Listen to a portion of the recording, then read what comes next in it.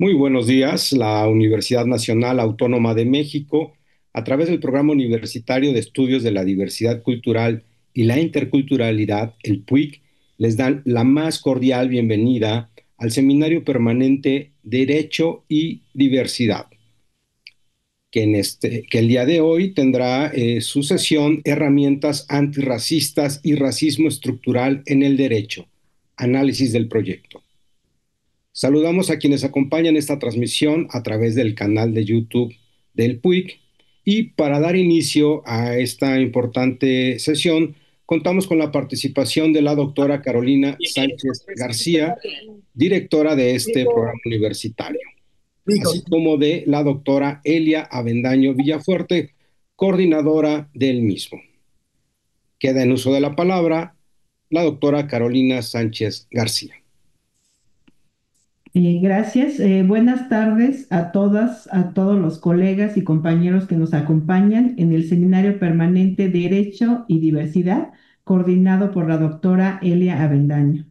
Les doy la más cordial bienvenida a esta sesión de reflexión y análisis dedicada al proyecto Herramientas antirracistas y racismo estructural en el derecho, tema que es de gran trascendencia no solo por su importancia académica, sino por el significado profundo en la vida y el ejercicio de los derechos humanos de vastos sectores de nuestras sociedades.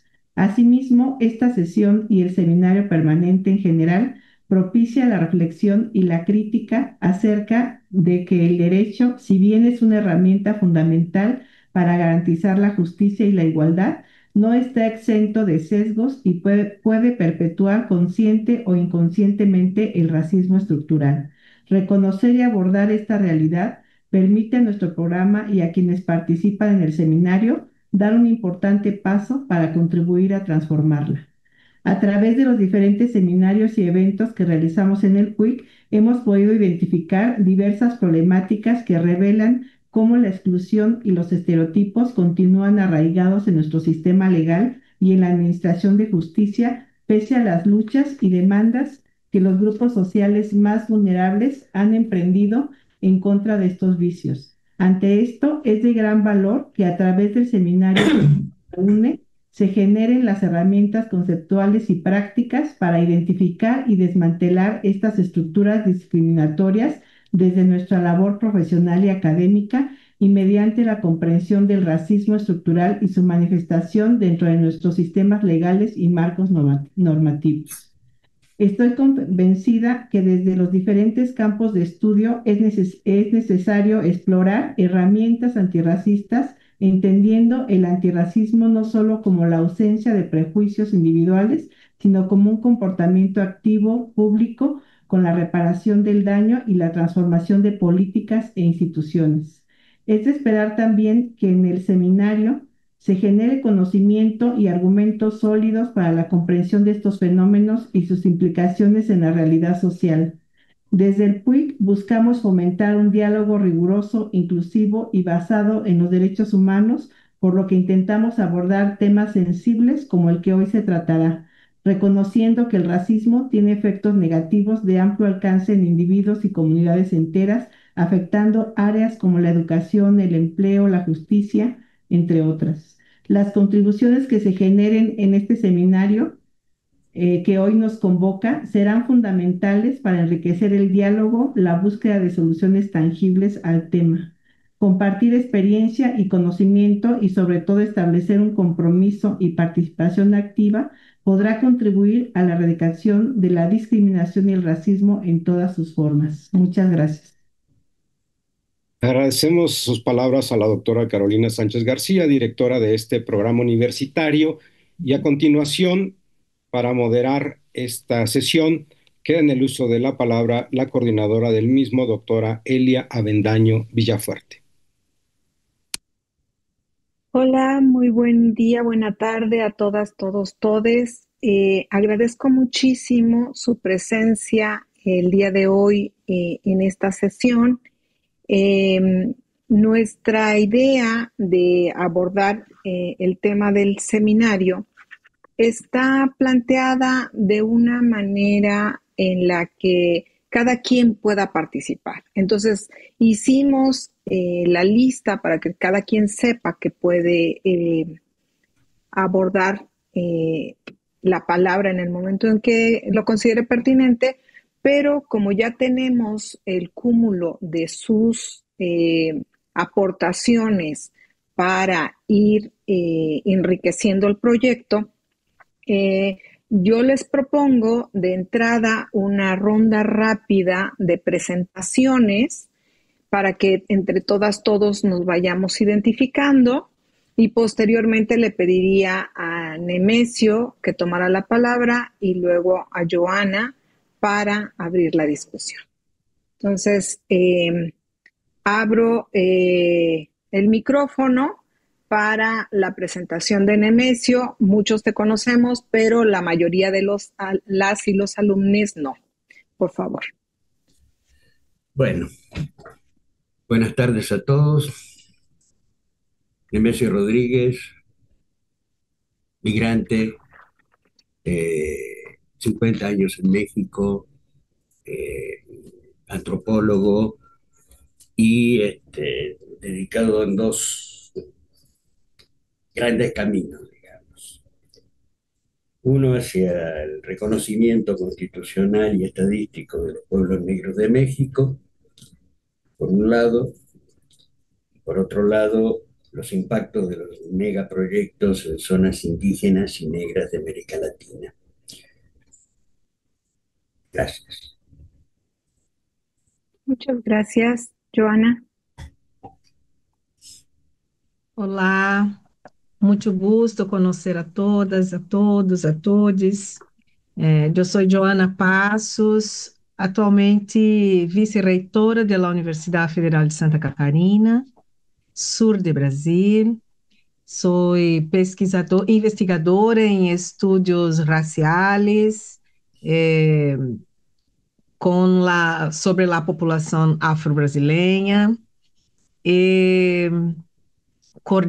Soy coordenadora de la Cátedra UNESCO Educación para la Igualdad Racial y también coordeno el programa Abdias do Nascimento, que de intercâmbio acadêmico com estudantes de pós-grado de Brasil para a UNAM, especificamente em PUIC.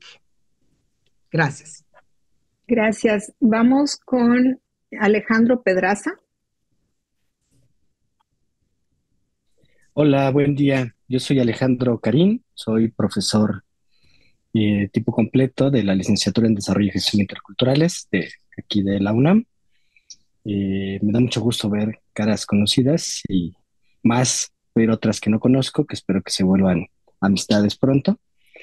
Y yo trabajo sobre todo derechos de los pueblos indígenas, últimamente en específico aquellos que tienen que ver con participación política, como el derecho a la consulta o el derecho a la autonomía, y algunos otros temas de derechos humanos, como derecho a la memoria, derechos frente a la desaparición forzada, y recientemente algunos temas de derecha, que creo que es un tema que hay que atender urgentemente en México y en el mundo, para frenarla y enfrentar todos sus procesos restrictivos de derechos. Muchas gracias.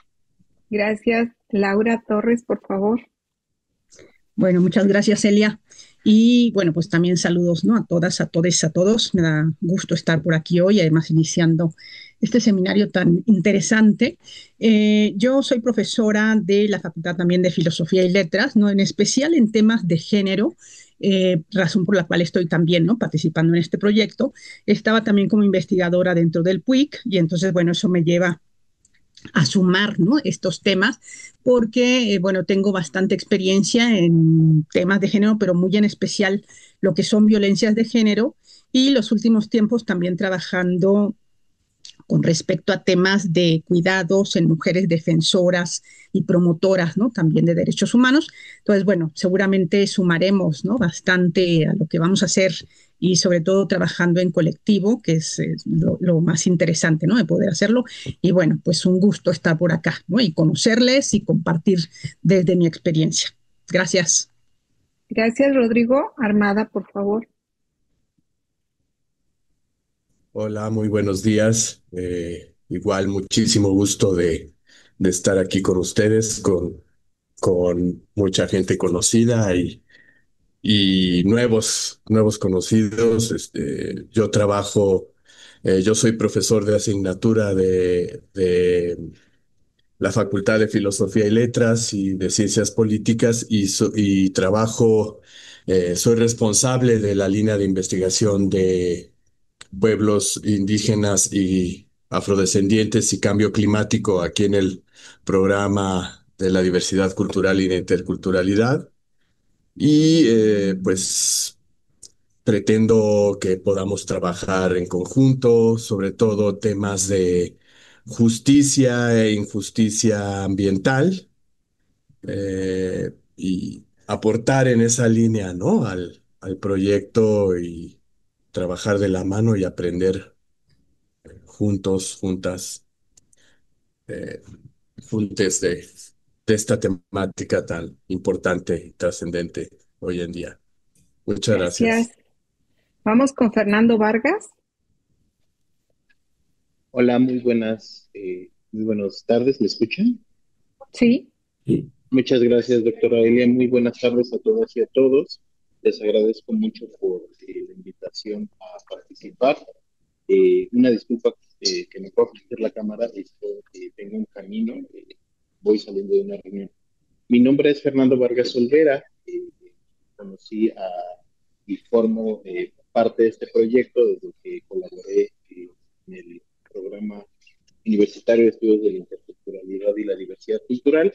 Actualmente me encuentro laborando en el Centro de Estudios Constitucionales de la Suprema Corte de Justicia de la Nación y principalmente lo que yo quiero aportar en este proyecto es un poco abundar en las reflexiones sobre las constituciones locales, específicamente de la Ciudad de México, y políticas públicas de reconocimiento de pueblos y barrios originarios, comunidades indígenas residentes y afrodescendencias que viven en la Ciudad de México para poder detectar algunos elementos abiertamente o implícitamente discriminatorios y racistas que imposibilitan, obstaculizan o complejizan el acceso a la justicia para esas poblaciones, pero también para su acceso a derechos como sujetos de derecho público reconocido en la Constitución. Gracias. gracias. Vamos con Andresa. Hola, buenos días. Desde acá, buenas tardes. Yo soy Andresa, yo soy brasileña, soy de Salvador, Bahía. Mi licenciatura es en comunicación, es en relaciones. Mi maestría es en género y feminismos, y acabo de salir de mi doctorado. Mi doctorado es en ciencias humanas por la Universidad de Santa Catarina. Bueno, yo estuve en México por 6 meses para hacer una estancia de doctorado. Profesora Elia fue mi tutora y estábamos estudiando sobre pertenencia racial. Todo este tiempo yo estoy trabajando con género, con raza, con las interseccionalidades, entonces eso es mi camino de investigación. Gracias. Gracias, Fabio. Buenas tardes, buenos días. Es um prazer para mim revê-los. Aos que não conheçam, meu nome é Fábio Gonçalves, eu sou em Brasil, vice-presidente da Comissão de la Igualdad Racial de la Orden de los Abogados em Brasil. Eu sou de la primera turma que teve o prazer de conhecer a UNAM a partir da Cátedra Antonieta de Barros.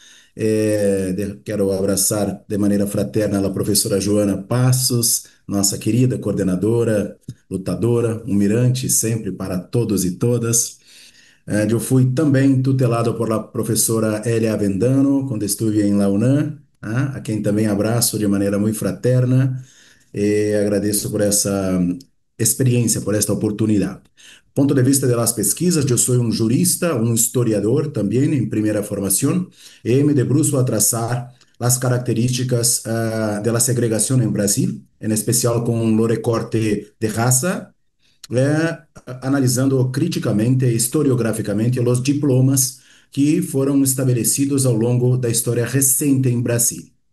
A partir da experiência em la UNAM, pude contrastar com o que ocorre em México e observar pontualmente as possibilidades de avanço e sobre isso me debruço. Minhas maestrias, eu tenho, ¿Te parece si lo dejamos ahí y luego continuamos, Fabio?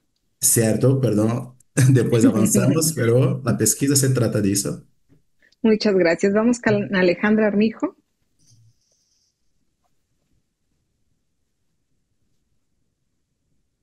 Allá. No, no podía abrir mi micrófono. ¿Sí me escuchó?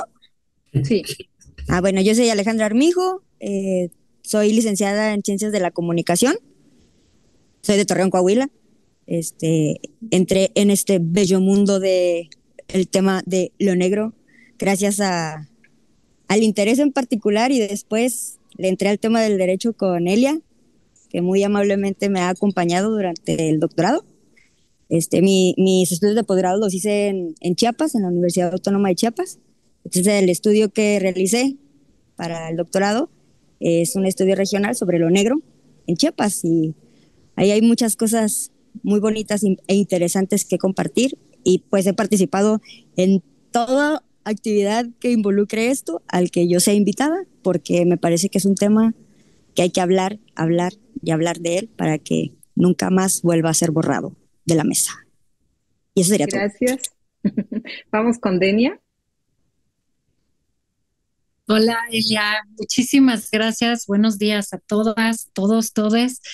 Le doy las gracias a Elia, sobre todo, por la invitación. Ella es actualmente mi tutora. Estoy realizando el doctorado en la UNAM, en la Facultad de Derecho, en Género y Derecho. La actividad que estamos trabajando en la investigación es sobre el tema de la participación de las mujeres en la toma de decisiones, en los procesos de consulta relacionados con los megaproyectos en materia energética. Actualmente trabajo en el Tribunal de la Ciudad de México como magistrada en justicia penal para adolescentes. Y bueno, pues en realidad la mayoría del tiempo en mi trayectoria ha sido trabajar en temas de políticas públicas relacionadas con los pueblos, comunidades indígenas y afromexicanas. Gracias. Vamos con Miriam, por favor. Hola, buenas tardes. Gracias, doctora Elia, por la invitación. Mi nombre es Miriam García. Y bueno, como la mayoría de los participantes, soy una apasionada del derecho de las minorías, bueno, el mal llamado derecho de las minorías. Desde que egresé de la licenciatura por ahí del 2017, enfoqué mi tesis en un análisis a una consulta previa que se realizó en una comunidad de Oaxaca y actualmente, ahorita en la maestría, estoy enfocada también en analizar otro derecho colectivo de pueblos originarios, que es el derecho de acceso a las jurisdicciones indígenas. Y entonces, bueno, agradecida por esta oportunidad y para poder aportar de la mejor y mayor y más grande manera. Gracias, doctora. Gracias. Vamos con David. Hola, buenas tardes a todos, a todas, a todos. Una disculpa porque no puedo prender mi cámara, no sirve muy bien. Soy antropólogo social de primera formación y estoy por terminar la licenciatura en Derecho. Mi interés central es la antropología jurídica y en ese sentido, pues los procesos de planificación estratégica de acciones de incidencia desde la emergencia de las luchas y resistencias de los pueblos en los procesos de exigibilidad y justiciabilidad de estos derechos.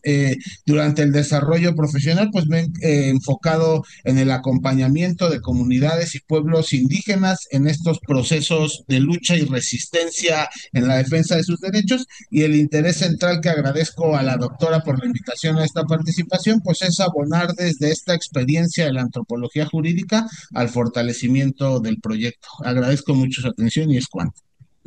Gracias, Damián. Sacleochi, Sayuptun, la Benguiguen, Ana Gabino Damián Jiménez Martínez. Bueno, buenos días a todos, bueno, buenas tardes a todos. Mi nombre es Gabino Damián Jiménez Martínez, soy de la comunidad zapoteca de Toditlán del Valle y bueno, soy de la Facultad de Derecho, ahorita soy ya tesista. Mi tema es la incorporación del concepto de patrimonio biocultural en la Ley General de Equilibrio Ecológico y Protección del Ambiente, pero pues este concepto es a partir, ¿no?, de las cosmovisiones indígenas y pues me tomo el caso de lo que es mi comunidad, Teotitlán del Valle, y pues bueno, estoy muy emocionado de poder participar en un equipo tan multidisciplinario, ¿no? Y también pues bueno, ¿no? Estoy muy feliz de estar aquí con ustedes. Y bueno, pues también soy parte del comité del Centro de Reforestación aquí de mi propia comunidad y pues me da mucho gusto el poder servir a mi comunidad. Es cuanto, doctor. Gracias. Vamos con Lila. Buenas tardes, yo soy Lila Belém Avendaño Villafuerte. Em, Soy estudiante de la Facultad de Ciencias Políticas y Sociales de la UNAM. ¿Escuchan reverberación de eco? No. No. Ok, entonces solo soy yo. Em, Soy de Chiapas y desde los 8 años quedé involucrada en el movimiento zapatista de liberación nacional, aunque gracias a el propio trabajo de mis padres, y desde entonces he estado involucrada en todo el movimiento social de todo tipo de minorías. Ya me autorreconocí como persona afromexicana y soy una persona trans bisexual. Entonces voy a estar ayudando con el acopio de información teórica e identificación de casos de estudio para este proyecto. Gracias. Vamos con Marco.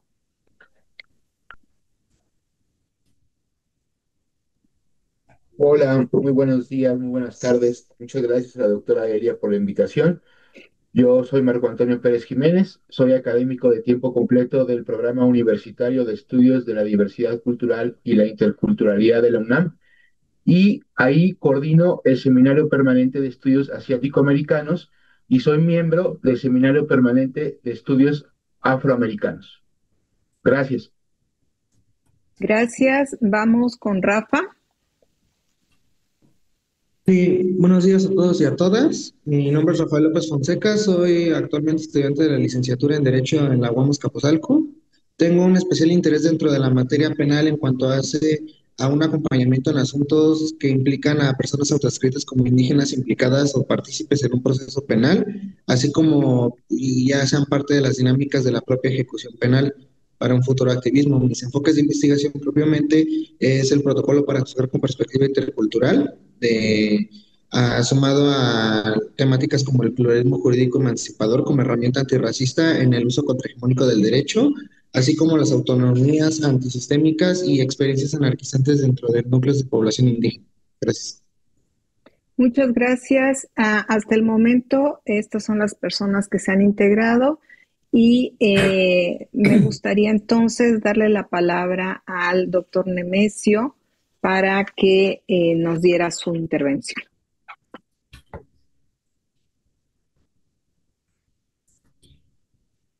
Bueno, trataré de ser lo más breve posible, pero hay varias cosas que el proyecto, las herramientas antirracistas en el derecho tiene. Uno es su conexión, digamos, que existe y cómo conocerlo. Es decir, hay una conexión muy importante y muy coherente de cómo está planteado el proyecto, ya que, digamos, el que existe es su parte ontológica y cómo conocerlo es su parte epistemológica. Pero aquí nos ofrece la posibilidad con un sistema muy complejo de determinar herramientas. Pero el paralelo a esta búsqueda de encontrar herramientas antirracistas, a su vez va a ir denudando el propio sistema judicial, ¿no? Creo que ese es un aporte muy importante. Y por otro lado, digamos, tiene de que las estructuras, digamos, los movimientos sociales, tanto que involucren a pueblos indígenas como involucren a pueblos negros en función de su reconocimiento y justicia efectiva, tocan temas fundamentales que hay autonomía, asociación voluntaria, autoorganización, ayuda mutua y democracia directa. Estos son constantes en los movimientos sociales, tanto de pueblos indios como pueblos negros en México. ¿No? Y acá hay algunos temas, digamos, de que las estructuras legales del Estado y esta relación entre Estado y derecho que se articulan permanentemente y se dan y se autolegitiman, plantean una serie de problemas no resueltos y que creo que el planteo del proyecto de herramientas antirracistas va a dar no solamente que hablar, sino creo que va a mover muchas áreas, ¿no? Tanto del Estado como de la reflexión sobre el derecho. Ahora creo que hay algo que el proyecto debe impulsar, pero no es que lo deba hacer, sino impulsar y que se haga. Y hay un faltante en conocimiento enorme sobre lo que sería el derecho consuetudinario de los pueblos negros en México. Es un vacío de conocimiento inmenso.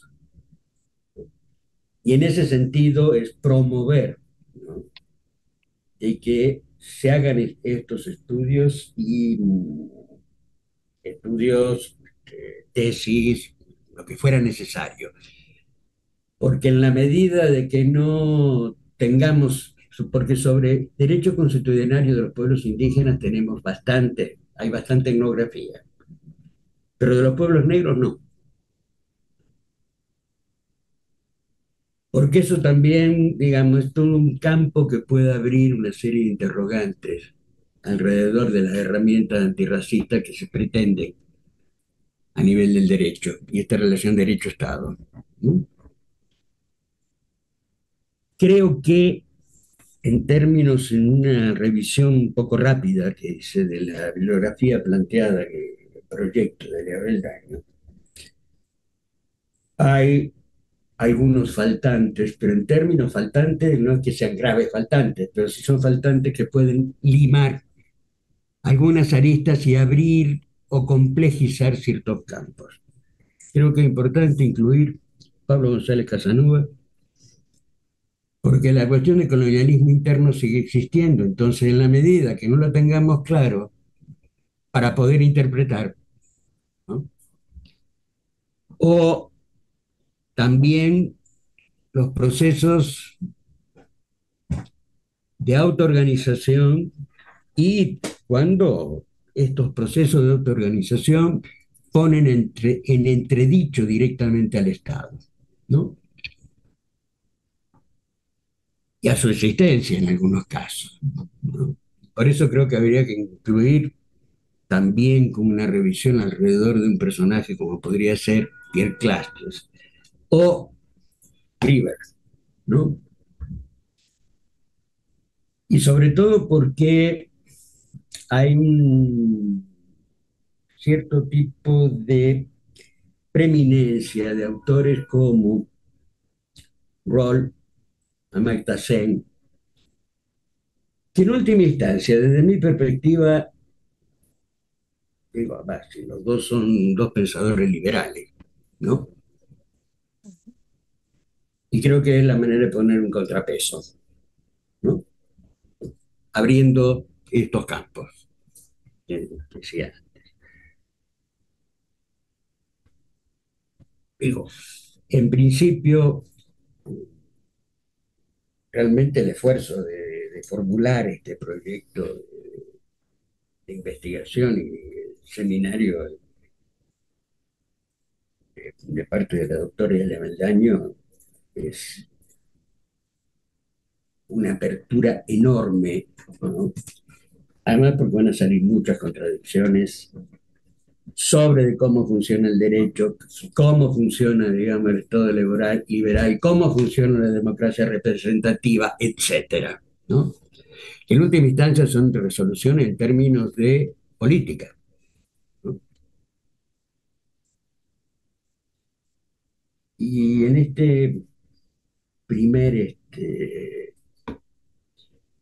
intervención sería como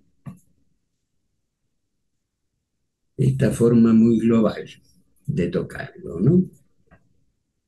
Muchas gracias. Le damos la palabra a Johanna.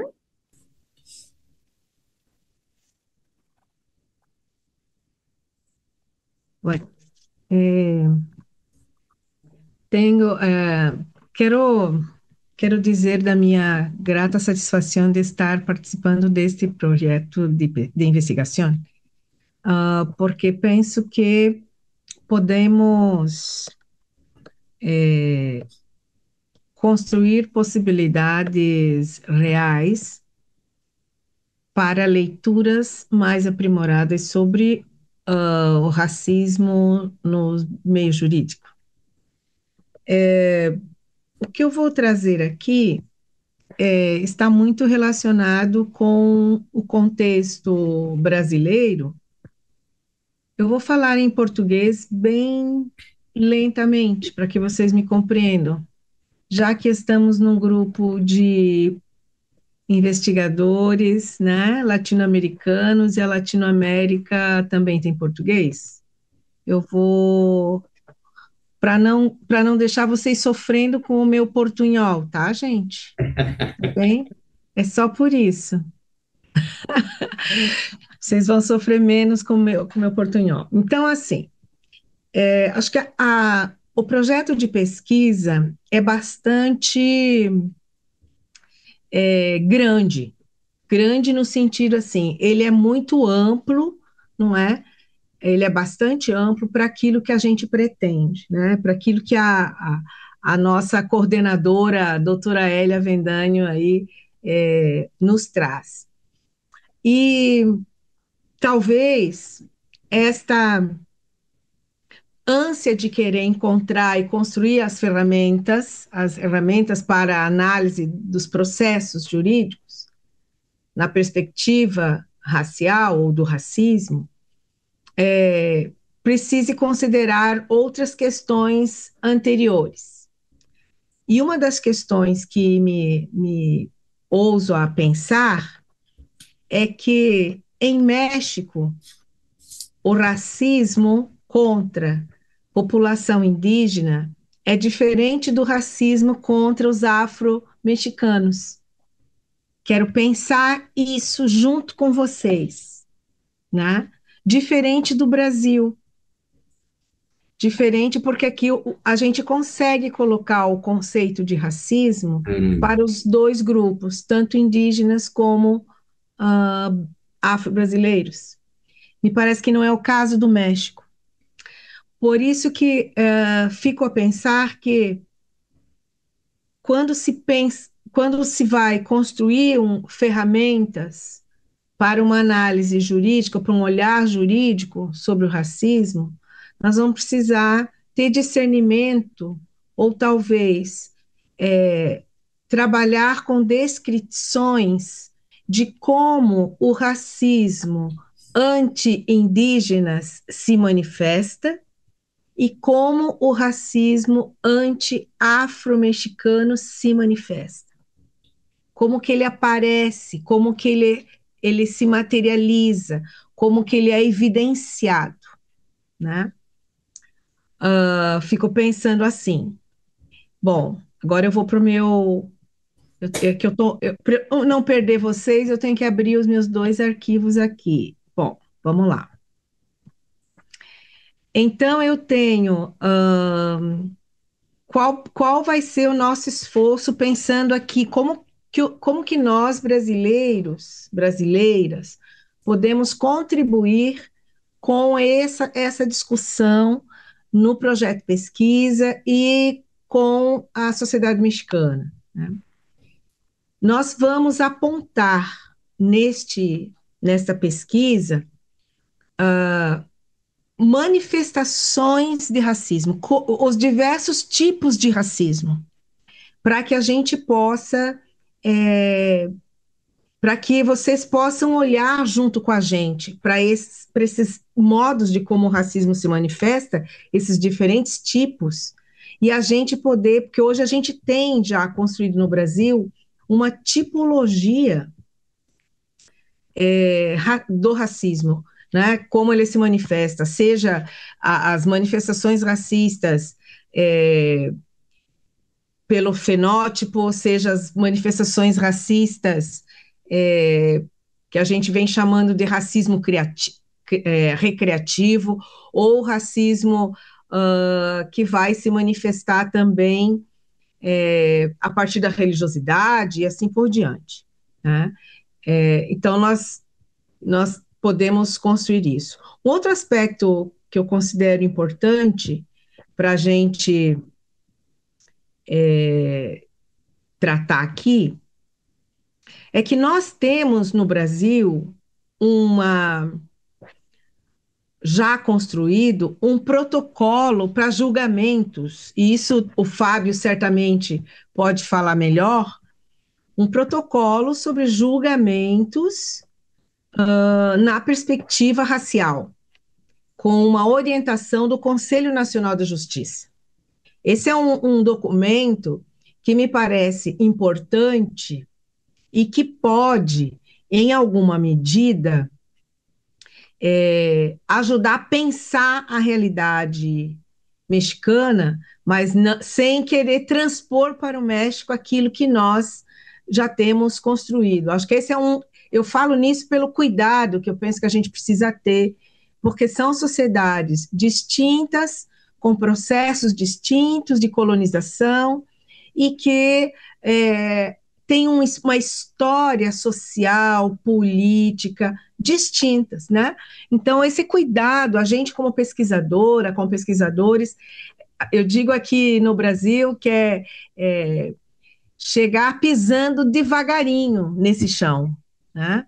Devagarinho, como quem quer estar junto e não dizer o como, né? Estar junto, estar atento, envolvido com a pesquisa, com as questões que serão problematizadas aqui, mas com todo o cuidado e o respeito, porque compreendemos as nossas diferenças, né? Nós temos, então, um conjunto de legislações no Brasil que são aplicáveis, além de todos os tratados internacionais que os nossos países fazem parte, não é? São signatários. Então, é muito importante rever esses acordos internacionais, todos esses que lá o México, o Brasil assinam, são documentos que, na maioria das vezes, condicionam a algum tipo de política sobre os países ou algum tipo de intermediação política, não é? Então, isso é muito importante observar. E também penso que nós podemos construir um levantamento ou um estado da arte do conhecimento sobre como os processos jurídicos têm sido julgados no Brasil, os processos de racismo. Quais são, ou pelo menos identificar, alguns casos paradigmáticos para o direito, né, no Brasil, que possam servir de análise ou de estudos de caso mais aprofundados por nós, para que a gente possa também estar contribuindo com a pesquisa, doutora Hélia. É nesse sentido que eu entendo a nossa participação aqui, né?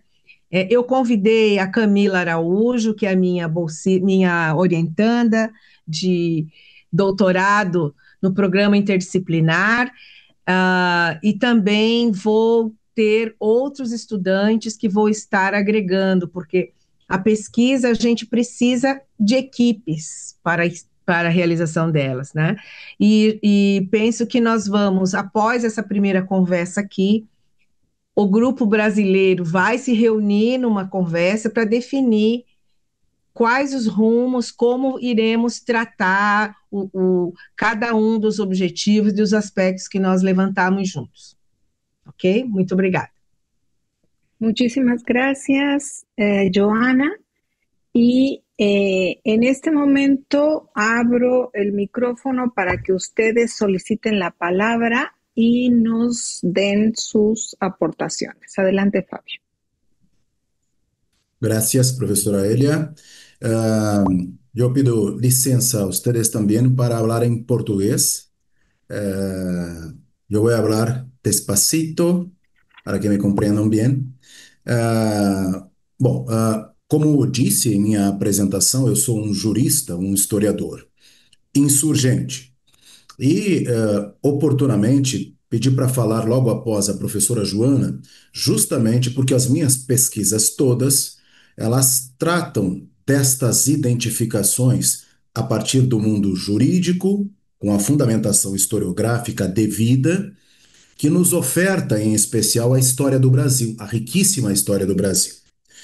No exato sentido do que a professora Joana coloca, eu penso que o Brasil, a experiência brasileira, tem muito a contribuir, sobretudo quando se une com a possibilidade das experiências de México, porque México nos oferta também uma possibilidade de análise que nos instiga muito, justamente pelas peculiaridades no trato da ideia de raça ou no não trato da ideia de raça, assim como o Brasil o faz. Então, o ambiente jurídico, ele nos proporciona essa possibilidade. E o Brasil, como disse, ele é um país muito rico para estabelecermos referenciais, porque se por um lado há um enorme avanço no que diz respeito a diplomas de reparação racial, sobretudo no último século, no Brasil, neste século em que estamos, por outro lado, existem muitas forças que tentam frear este avanço sistematicamente.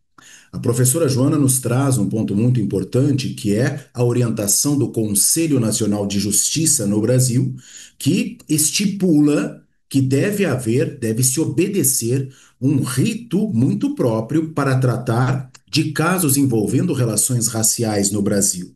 É um enorme avanço. Aliás, neste momento, há um mutirão que foi orientado pelo mesmo órgão. Este é o órgão máximo regulador da justiça no Brasil. Veja, não é a mais alta corte, é o órgão máximo regulador, Conselho Nacional de Justiça. Nesse exato momento, há um mutirão, porque estamos ainda no mês de novembro no Brasil, um mês referencial, no qual se referencia uma das grandes lideranças negras brasileiras, que foi Zumbi dos Palmares, A data máxima para a negritude no Brasil é a data de 20 de novembro, isso foi convencionado já há considerável tempo, e neste mês o Brasil, no seu sistema de justiça, faz um mutirão para o julgamento de casos, que são quase 12 mil, que estão tramitando e que tratam de relações raciais.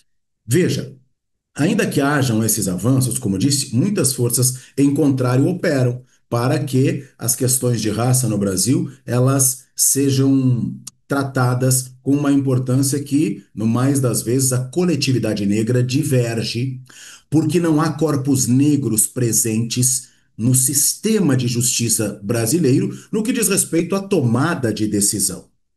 Veja, isso nos provoca e me provocou, quando estive em México, a pensar nesses panoramas diferenciados. O México nos apresenta características muito próprias, que apontam justamente para a necessidade de uma discussão mais aprofundada sobre as questões de raça e os seus efeitos, que apontam para a segregação de povos fragilizados, os afro-americanos, os indígenas.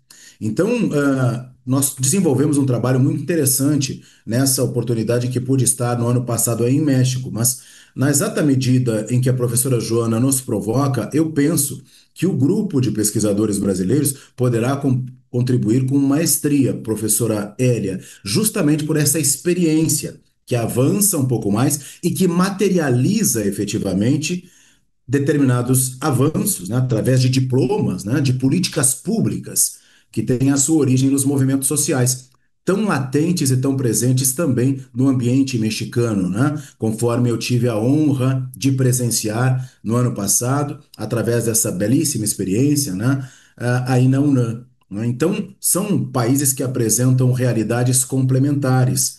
Né. Quero dizer aos colegas que eu me sinto muito honrado por essa possibilidade, porque ela se afiniza muito com aquilo que nós produzimos lá nos meus mestrados, no doutoramento na Universidade Federal de Santa Catarina, o qual ainda estou vinculado, né? E a partir dessas experiências, nós, em especial na área do direito, dos direitos humanos, dos direitos fundamentais e dos direitos sociais, nós teremos muito a contribuir. A experiência brasileira ela é sui generis no planeta, ouso dizer, né? E ela traz uma diferenciação, por fim, porque nós temos massivamente a presença de corpos negros compondo demograficamente o Estado brasileiro. Porém, somos invisíveis em quaisquer espaços que as senhoras ou senhores queiram analisar, lidos como dignos ou espaços de tomada de decisão, espaços de poder, nós sempre dizemos, né? E a nossa população indígena, ela tem uma representação demográfica diminuta, objeto de um verdadeiro genocídio nos últimos séculos na historiografia brasileira. Tá? E o México apresenta uma experiência contrastante. Tive a oportunidade de estar lá na Costa Chica, em Puerto Escondido, Oaxaca, naquelas localidades, e, obviamente, se identifica que a realidade mexicana apresenta um volume de pessoas negras, efetivamente, muito menor, diminuto, e a imensa população pertencente a outros grupos étnicos, né? Então, eu penso que nós temos uma oportunidade ímpar. Eu quero, com muita honestidade, com muito respeito, dizer da gratidão, pela gratitude por estar neste construto, em especial, novamente, com a professora Hélia, com colegas que vejo aqui também, com a querida Andresa, que esteve na experiência ano passado na UNAM, comigo, né, junto com o primeiro coletivo de alunos que foi, com a professora Joana, torno a dizer, que é o nosso grande mirante, né? Então, contem comigo, com o nosso grupo, com os colegas, sobretudo juristas insurgentes, que de uma maneira muito firme e fundamentada tentam, a partir da experiência brasileira, contribuir para uma sociedade, na prática, mais equânime, mais justa, sobretudo para os povos fragilizados, com todas as suas nuances. Portanto, fico muito grato com os desígnios que a professora Hélia me aponta, que aponta no projeto, desde a revisão bibliográfica, que está apontada para que eu possa contribuir, mas com a busca por estratégias e a materialização efetiva daquilo que pode ser um diploma, um documento referencial, professora Joana, professora Hélia, para as nossas Américas. Penso que temos uma oportunidade maravilhosa. Portanto, contem comigo. Gratidão, professora Hélia, gratidão ao coletivo. Muito obrigado, professora Joana, também. Gracias, Fabio. Vamos con Denia.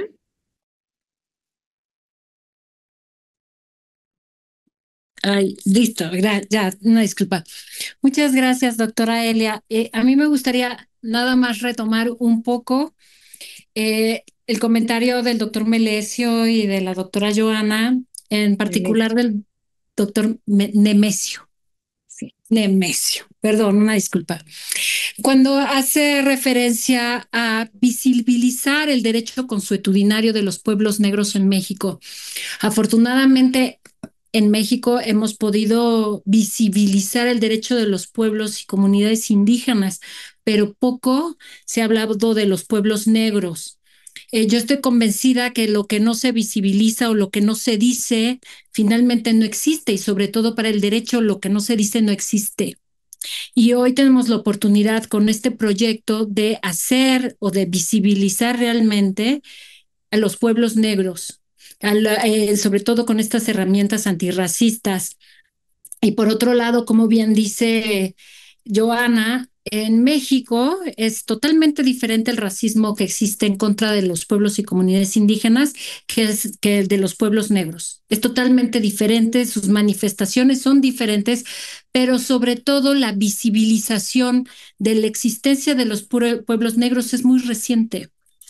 Poco se estudia, poco lo trabajamos y en temas de discriminación y racismo metemos a todos en la misma bolsa. En los estudios, en las estadísticas, lo mismo es discriminación para los pueblos y comunidades indígenas como para los pueblos afrodescendientes, como les llamaban, afromexicanos, como se les llaman, incluso en el ordenamiento jurídico mexicano. Podríamos encontrar, y eso forma parte de la investigación que yo estoy desarrollando en el doctorado, podemos encontrar algunas anotaciones, porque yo no diría legislación como tal, en temas de derechos de pueblos y comunidades indígenas, y por qué no le incluimos afromexicanos. Pero en la realidad, en la investigación, en el estudio, en el análisis, no hay un análisis real de los pueblos negros. Los integran en el discurso a los pueblos y comunidades indígenas, pero la realidad es que no los estamos visibilizando como un pueblo con características y manifestaciones y necesidades diferentes. Solamente pues los incluimos, ¿no? Hacía falta incluirlos, pues los incluimos dentro del artículo 2º constitucional y de ahí hacia abajo. La realidad es que en el tema de los pueblos y comunidades indígenas todavía hay un largo trecho, pero lo tenemos que seguir visibilizando. Y en la parte de que me parece que puede contribuir en el proyecto, mi trabajo es sobre todo las mujeres, visibilizar a las mujeres a través de una metodología de interseccionalidad donde podamos incluso establecer las diferencias tanto de las mujeres negras como de las mujeres indígenas, porque ambas viven situaciones y contextos totalmente diferentes que no se puede en una política pública generalizar o tratar de hacer políticas públicas para ambas. Se tiene que visibilizar la diferencia. Y en esta investigación que a mí me gustaría aportar para el proyecto, sobre todo es la voz. No podemos dejar fuera la voz de las mujeres y en esa voz también hacer la diferencia, explicar los contextos y sobre todo al dentro de las comunidades, cómo es que las mujeres tienen que participar activamente en sus procesos de comunitarios y en todos esos pues externalidades del Estado que les impactan directamente en la comunidad, aunque pareciera que no. Y pues yo nada más lo dejaría hasta ahí en cuanto a que es importante marcar la diferencia de los pueblos indígenas de los pueblos negros. Y eso es un camino que en México todavía no, ni se ha visibilizado como tal, solamente parecería que está en el discurso del Estado y que sí es importante, sobre todo con este proyecto de herramientas antirracistas, hacerlo evidente. Gracias, Denia. Vamos con Alejandro.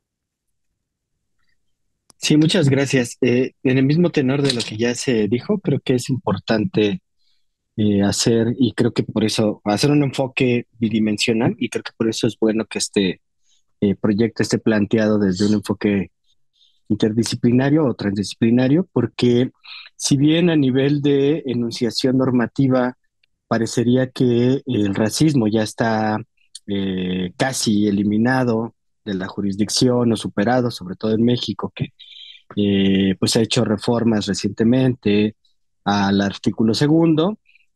Creo que aquí hay dos cosas, ¿no? Una, por eso decía que bidireccional, ¿qué tanto siguen existiendo normativas que indirectamente generan prácticas de discriminación? Que creo que eso es algo que está muy claramente enunciado en el proyecto, porque tal vez no lo hagan de manera directa, aunque sí de manera indirecta, ¿no? En algún texto que yo trabajé sobre esterilización forzada, encontraba que en México, si bien hay este discurso de retórico del reconocimiento de la diversidad, la promoción del respeto hacia los pueblos, etcétera, pues hay muchas normas que permiten la esterilización forzada vigentes que se supone, o el discurso oficial es que no se aplican, pero que están vigentes y que se aplican discrecionalmente, sobre todo a comunidades indígenas.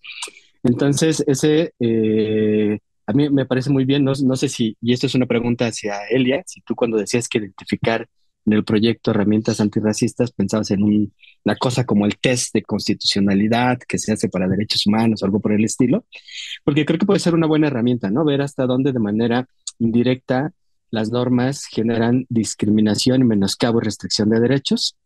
Y por el otro lado, un enfoque de sociología jurídica que nos ayuda a entender de qué manera sigue vigente esto que decía Nemesio al inicio, ¿no? El colonialismo interno, prácticas coloniales que pueden no estar contempladas dentro de la norma, pero que siguen siendo parte del imaginario social y por tanto también de la forma en la que los operadores jurídicos garantizan o restringen el acceso a los derechos. Para poner un ejemplo muy concreto, que es justo lo que yo voy a trabajar, que es el tema de la consulta indígena, pues sigue existiendo un discurso neoindigenista, si es que lo queremos ver ya con matices, y, muy animado o unido por neodesarrollismos y visiones de lo que significa el desarrollo, y eso se le impone a toda la sociedad, pero de manera muy parte su derecho a decidir autónomamente qué es lo que quieren hacer con sus entornos, ¿no? Entonces ahí hay también otra línea de investigación que creo que habría que apuntalar para ver qué tanto es vigente el ir procesos que ayuden a que los actores decidan autónomamente qué es lo que quieren hacer con sus vidas, sus territorios y sus recursos. Gracias. Muchísimas gracias, Alejandro Karim. Mira, más que un test de constitucionalidad o parecido, la idea es ir un poco más allá a través de un procedimiento que someta a las normas a examen a través de un análisis riguroso. Y esto se parece más a un procedimiento de peritaje, al planteamiento de cómo tenemos que ver varias aristas para ir aterrizando cuál podría ser el mejor camino. Y tal vez esto se engloba con la consulta porque llegado el momento en el ámbito jurídico nosotros podríamos decidir esta sería la mejor herramienta antirracista, pero a lo mejor a los pueblos eso no es lo que les interesa. Entonces en ese momento yo creo que el planteamiento, el análisis se puede llevar hacia los pueblos y que sean ellos quienes decidan si ese es el mejor camino o no. Lo seguimos platicando. Vamos con Miriam. Buenísimo, gracias. ¿A qué va? Gracias, doctora. Pues, a ver, concuerdo en ciertos puntos, en uno en particular no tanto, pero ahorita voy a ese. Retomo un poquito lo que decía Denia.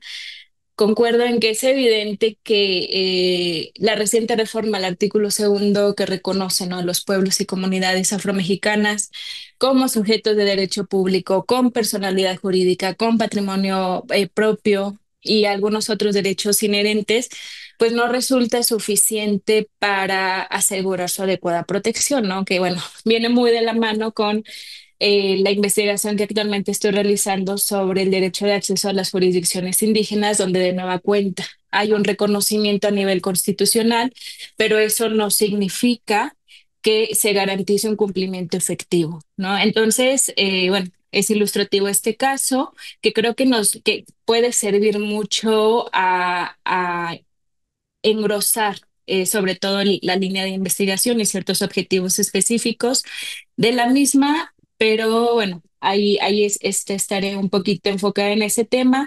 El único punto en el que no estoy de acuerdo, y creo que a lo mejor Denia, corrígeme si tú no lo comentaste, es el tema de la visibilización que se le está dando a los derechos o a las jurisdicciones indígenas. Difiero un poco en esto porque yo considero que no se está realizando una adecuada visibilización de este tema, y si no se está visibilizando los derechos y jurisdicciones indígenas, mucho menos, y ahí ahí retomo un poquito la concordancia, mucho menos tampoco se está dando esa visibilidad a los derechos de los pueblos y de las comunidades afromexicanas, ¿no? Que incluso es tan nula esa visibilización que yo entonces alzo por ahí el cuestionamiento de cuáles son estos derechos, cuáles son estos sistemas jurídicos que nacen en estos pueblos afromexicanos, ¿no? Porque no son de conocimiento general. Entonces, a lo mejor quizás ahondar un poquito también en ese tema sería algo que podría engrosar un poquito la conversación en esta investigación. Es cuanto, doctora. Gracias, Miriam. Denia, para alusiones. ¿Alguien más que Sí, quiera claro. participar? Adelante.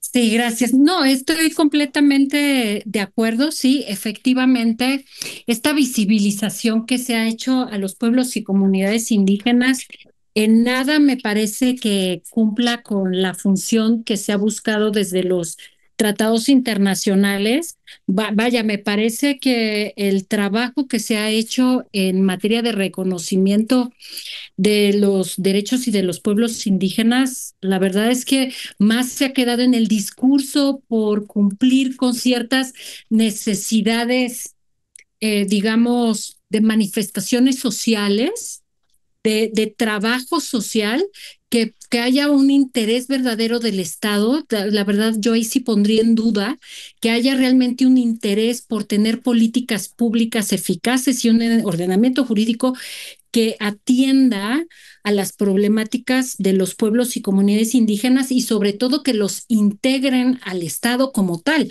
como, como pueblos y comunidades indígenas con sus propias diferencias. Y en este sentido, pues sí, claro, si ni siquiera hemos logrado en todos estos años que los pueblos indígenas tengan ese reconocimiento como la palabra le expresa, pues mucho menos me parece que con los pueblos negros.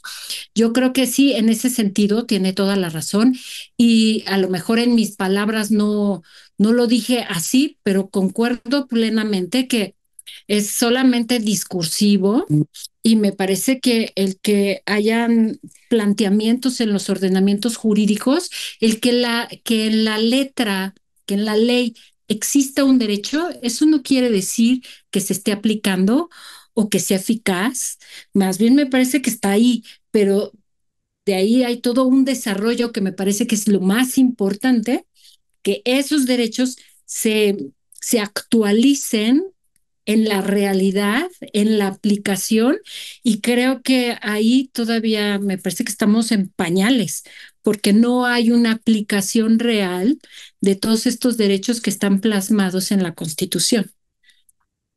Gracias, Denia. Si no hay quien quiera hablar, le pido a Alejandra que nos dé su palabra. Alejandra Armijo.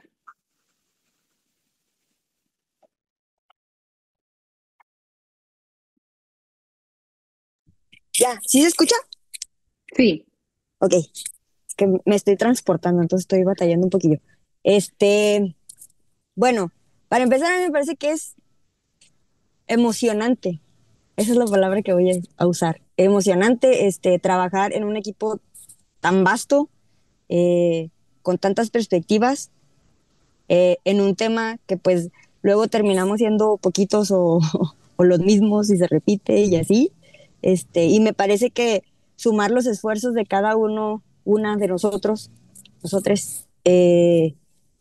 va a dar un proyecto muy enriquecido. O sea, es una certeza que tengo. Y luego guiados por mi amix Elia, pues no dudo que va a salir algo muy bien hecho. Por mi parte, cuando vi el trabajo que me tocaba, recordé mucho las primeras cosas que hice para colaborar con ella, que siempre ha sido muy abierta en ese sentido de invitar y crecer la red para que seamos más y que no soltemos el tema, porque se pone difícil de repente, pero que no lo soltemos. Con una matriz que realizamos sobre el análisis de los tratados internacionales y luego las instituciones y las instancias que a nivel nacional y luego local tenían la obligatoriedad de cumplir con pues el cese de estas discriminaciones institucionales estructurales. Y pues eso lo empezamos a hacer, yo creo que como en el 2018, ¿no, Elia? Más o menos para esas fechas, 19 yo creo. 19. Sí, cuando era reciente lo del el reconocimiento de los pueblos afromexicanos. Eh, y pues de obligatoriedad hay mucha, ¿no? Pero ¿y qué se ha hecho? Y luego todo este tiempo. Entonces me parece también bien pertinente, importante y útil hacer también esta genealogía de toda la deuda, pues, o sea, a modo deuda, porque podemos hablar de cómo se puede solucionar como propuestas y tal, porque en esta onda del desarrollo es, piensa en el futuro, piensa en lo bueno, en lo propositivo y tal, y eso también hace, pues, de alguna manera como una repetida invisibilización de esa deuda que tenemos como mexicanos, bueno, ellos como, oye, voy a decir ellos porque yo ya ando saldando la mía. Este, pues sí, de no ser nombrados, de no ser reconocidos y hacer esta genealogía de todos los instrumentos que a través de los años han sido, sí, firmados, sí, un compromiso de las autoridades por hacer algo, pero pues ahí, como dicen ustedes, ¿no? Se queda en algo escrito y nada más. Entonces sí me parece que es bien importante hacer esta parte para que no se nos olvide que lo que sea que venga es a cuenta de, no son ni regalos, no son ni, estas acciones afirmativas no son beneficios y privilegios, como en muchos casos, pues las personas que no tienen la intención de generar un pensamiento crítico sobre las situaciones que piensan que no les atañen, pero corazón, nos atañe a todos, porque todos como mexicanos estamos inmersos en lo mismo, ¿no? Entonces, pues sí, estoy emocionada, me parece muy emocionante y trabajar con ustedes va a ser algo muy gratificante para mí y en lo que pueda colaborar, aquí estamos. Bueno, ya vi que mi cachito de lo que me toca y ando metida en eso. Muy bien, muchas gracias. ¿Alguien más que quiera tomar la palabra? ¿O quieren que les empiece a nominar como ustedes me digan? Ya vi que cuando les ponemos play, sí, dicen muchas cosas, entonces Tila nomás se ríe, pero espérenme tantito. Laura, no sé si quieras tomar la palabra. Sí, muchas gracias. Pues bueno, es que me parece interesante, ¿no? También que he escuchado otras participaciones donde precisamente mencionan el tema de género como una parte sustancial, ¿no? Dentro de esto. Y creo que además podremos ir precisamente aportando, ¿no? Desde los distintos proyectos donde hemos participado, porque ahora con lo que preguntaba Karin, me parece interesante en esto que tú le aclaras, ¿no? Y que nos da claridad también sobre lo que vamos a ir logrando, ¿no? Sobre el hecho de trabajar en una especie de peritaje, ¿no? Y que me parece bien interesante, porque recuerdo, ¿no? Uno de los proyectos donde participé hace varios años a nivel regional, ¿no? En aquel momento sur-sureste, con respecto a revisar lo que eran las distintas protocolos, ¿no? En relación a la búsqueda por erradicar la violencia de género. Y ahí se hizo una buena parte, ¿no? De revisar en cada estado, en este caso nos tocó desde Yucatán hasta Jalisco, ¿no? Toda esa zona, haciéndolo en aquel momento desde el CIESA, ¿no? Pero en colaboración con la UNAM y con la Universidad Autónoma de Sinaloa, ¿no? Y con recursos de CONACYT, ¿no? Entonces CONACYT. Y entonces, bueno, por ahí voy a buscar también, ¿no? Toda esa parte, porque fue muy interesante ir además escuchando, ¿no? Las diferencias que había precisamente en esto que mencionaba hace un momento Denia, las diferencias desde cada estado con respecto a la forma en que se estaban aplicando, ¿no? En aquel momento las distintas leyes de acceso de las mujeres, ¿no? A la vida, a una vida libre de violencia, pero la falta que estaba haciendo precisamente el atender a mujeres indígenas, ¿no? Y que en ese momento, ¿no? Y habría que revisar también, no se estaban incluyendo ni pensando todavía, ¿no? Como hoy se hace en cuanto a mujeres afrodescendientes o afromexicanas, pues me parece que sí hay muchísimo que tenemos que hacer, que creo que este tiempo se nos va a pasar bien rápido, que va a quedar como para seguir, ¿no? Para darle continuidad a mucho más largo tiempo, pero que va a ser un ejercicio muy interesante, ¿no? Que podemos aportar además en esto, ¿no? Desde la interdisciplina y la transdisciplina, porque tenemos distintas áreas, ¿no? Desde donde miramos y que, bueno, me parece interesantísimo. Además de que en los últimos tiempos también se está moviendo mucho en la escucha, ¿no? De forma particular en cuanto a mujeres indígenas que están participando en la política y también, ¿no? La falta de tener toda una parte que les cobije en cuanto a los derechos propios de mujeres indígenas participando en política y las distintas violencias a las que se enfrentan. Dentro de ello, también por ahí yo mencionaba, ¿no? En lo que yo ¿no? En la participación está, ¿no? Para poder aportar al proyecto también lo que está faltando en tema de cuidados y autocuidados, ¿no? Y que precisamente se irá enlazando una vez que vayamos viendo también a qué se están enfrentando, ¿no? Y en esta parte, bueno, a mí me tocará mucho desde el género, aun cuando implica, ¿no? Tanto lo masculino como lo femenino, pues sí ver, ¿no? De qué forma es que nos estamos y que se están relacionando, ¿no? Los pueblos indígenas, los pueblos afrodescendientes y afromexicanos, entre las diferencias entre la masculinidad y la feminidad frente a estos retos, ¿no? Del antirracismo. Entonces me parece súper interesante, muy bueno además podernos escuchar, ¿no? En este primer momento para ir generando nuevas ideas y empezar a echar todo, ¿no? Y trabajar. Entonces, bueno, pues muchísimas gracias otra vez, ¿no? Por la invitación a participar en este grupo y seguramente será muy enriquecedor, además, compartirnos todas nuestras experiencias, ¿no? Y fortalecer este proyecto. Pues, muchas gracias. Muchas gracias. Marco, ¿quieres decir algo?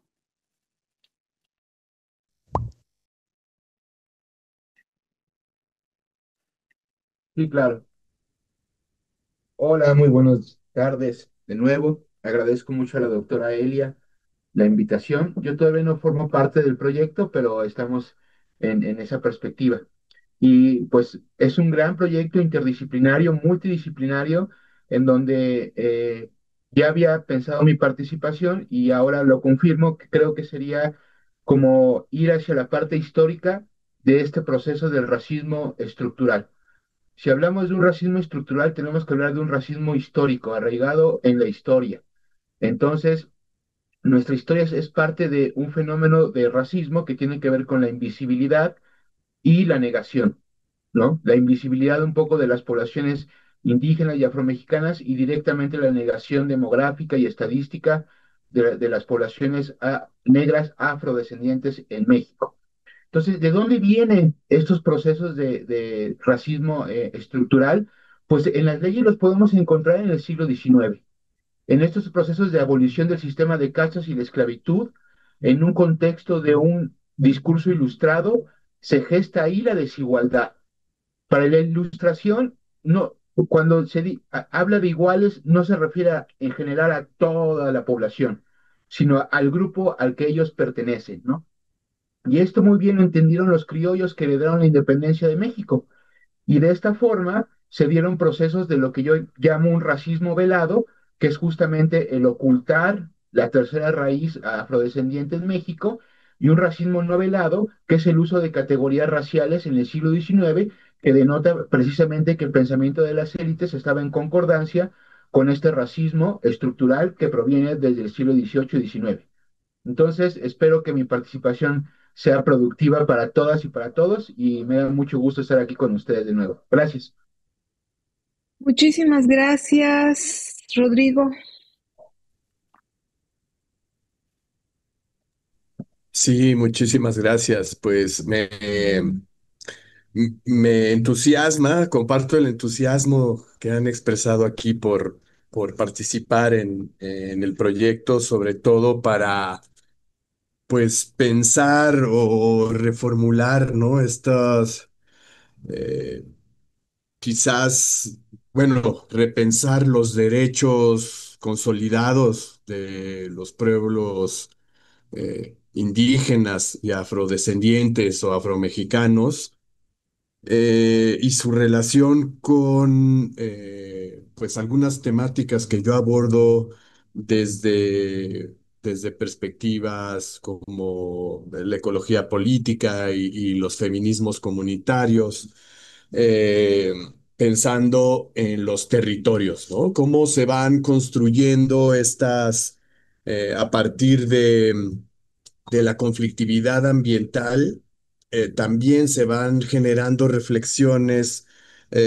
acerca de los derechos, ¿no? Y estas injusticias que se viven sobre los territorios y este ser indígena o ser afrodescendiente que está íntimamente ligada a estos territorios que están pues violentados por la, bueno, por los efectos del cambio climático, de la crisis ambiental y sobre todo, bueno, y las violencias ligadas a una eh, pues crisis civilizatoria o de sentido que ahí me parece que hay una oportunidad para dialogar con el derecho, la justicia, este cambio, bueno, este necesario cambio de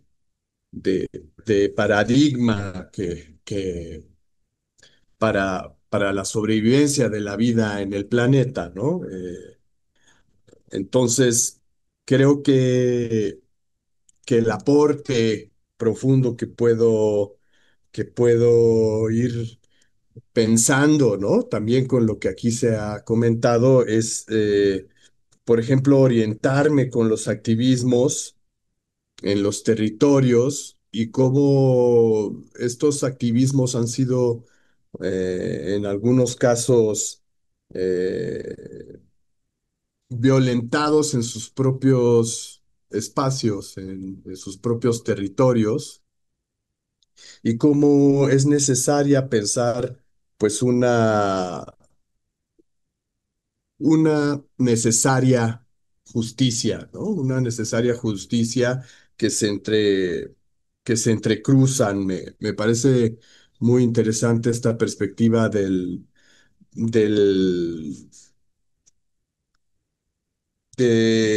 que nos ofrece las experiencias que podemos observar eh, y cómo poner en práctica, en términos de derecho, eh, lo que hacen, lo que están haciendo eh, las luchas de insistencia, ¿no? Más allá de, el sistema económico dominante, cómo hacer eh, cómo pensar en términos de justicia, horizontes emancipatorios, pensarlos también en términos de esta polifonía relacional con la naturaleza, ¿no? Estas naturalezas y cómo eh, hay un ejercicio si es justo lo que se hace con estas naturalezas, cómo, cómo acuerpamos el cuerpo territorio, en muchos casos el cuerpo barrio, ¿no? Pienso particularmente en esto que sucedió recientemente en Brasil, en las favelas, que es terrible y grave y cómo pues fue directo en los cuerpos, ¿no? Y que creo que se conjunta mucho con lo que aquí se ha hablado respecto a este fenómeno de crecimiento de las derechas en el mundo y que desde, desde la academia tenemos que actuar para entender, ¿no? Y frenar estos profundos campos en disputa que son el existir, o sea, la existencia de la diferencia. Eh, Bueno, creo que hoy estaba escuchando algunos testimonios de migrantes en Estados Unidos, migrantes sobre todo mexicanos en Estados Unidos que no están pudiendo celebrar un día que es importante en Estados Unidos, que es la Acción de Gracias, y que, bueno, hay una visión crítica, ¿no? Respecto a si es importante o no agradecer o si realmente es un día que festeja una ignominia o la ignominia, pero lo que decían los migrantes es que no pueden salir, o sea, es un día de asueto en ese país y muchos de ellos habían adoptado estas fechas para celebrar y para juntarse y que ahora están con mucho miedo, que no pueden juntarse. Bueno, pues me parece que esto es un fenómeno que también nos atañe desde el racismo y la discriminación porque se identifica a estos migrantes a partir de su color de piel, ¿no? Y de su habitar estos espacios. Bueno, creo que he dado un breve listado de los aspectos que me interesa abordar y con los cuales puedo contribuir al proyecto. Sobre todo los que están ligados a mi propio proyecto, ¿no? Que es el de cambio climático y cómo la injusticia ambiental ha vuelto a estos pueblos, a estos territorios, a estos cuerpos especialmente vulnerables y cómo es importante construir una justicia ambiental, una justicia climática, una justicia estructural, un poco pensando también con estas ideas de que de pronto Marco expresaba, ¿no? Respecto a la historia de los racismos estructurales. Me parece súper interesante lo que podemos hacer en conjunto y estoy muy contento de estar aquí con ustedes. Espero que podamos seguir construyendo vasos comunicantes y a partir de eso irnos enfocando, ¿no? En acciones específicas en la investigación. Muchas Muchas gracias. gracias. Gracias, Rodrigo. Vamos con Denia. Gracias, Elia. Nada más quería abonar un poco a lo que comentaba Laura sobre el tema de las violencias, porque eh, buena parte del trabajo de visibilizar, sobre todo en cuanto a los contextos, las cosmovisiones en los pueblos y comunidades indígenas y en el caso también de las comunidades negras, me parece que el tema de las violencias, sobre todo en género, es muy importante porque en esta transición de empezar a visibilizar con perspectiva de género el tema de los derechos de las mujeres, el de tratar de posicionar la voz de las mujeres, uno de los primeros, digamos, resultados que tenemos es en un aumento de la violencia, sobre todo en contra de las mujeres. Y lo empezamos a ver en esto que decía Laura, en el tema de que las mujeres empiezan a tener una posición importante en temas de política. En el caso que en el tema que yo estoy estudiando, pues buena parte de la voz de las mujeres en la participación en temas comunitarios también tiene como resultados las violencias.